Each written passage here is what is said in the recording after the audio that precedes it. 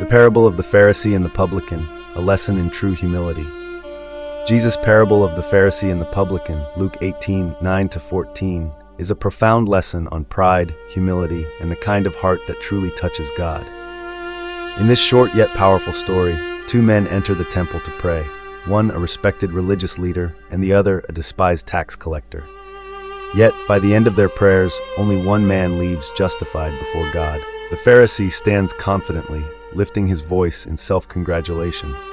He thanks God, not for his mercy but for his own righteousness. He boasts about his fasting, his tithing, and most disturbingly, he compares himself to others, especially the sinful tax collector. His prayer is not a conversation with God, but a performance of self-righteousness.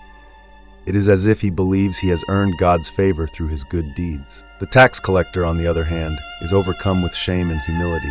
He does not dare lift his eyes to heaven. Instead, he beats his chest in sorrow and cries out, "God, have mercy on me, a sinner." His prayer is short, but it is real.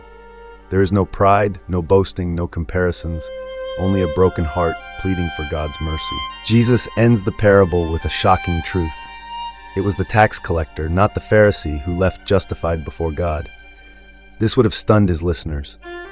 Pharisees were the religious elite, while tax collectors were known for their corruption. Yet Jesus flips their expectations upside down. God is not impressed by outward displays of piety. He looks at the heart.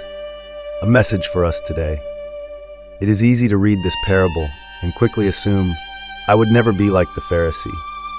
But if we are honest, we have all had moments of spiritual pride. Have we ever looked down on someone else's sin while excusing our own? Have we ever felt superior because of our knowledge, church attendance, or religious acts?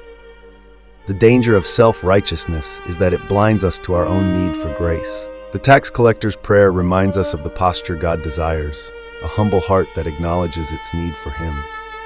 True faith is not about how much we do for God, but about how much we rely on His mercy.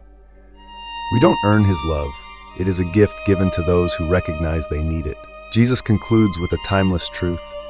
For all those who exalt themselves will be humbled, and those who humble themselves will be exalted. Luke 18, verse 14. God's kingdom is upside down.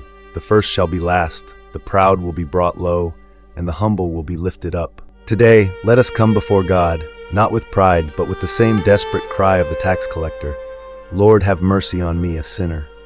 When we do, we will find grace, forgiveness, and a peace that transforms our hearts.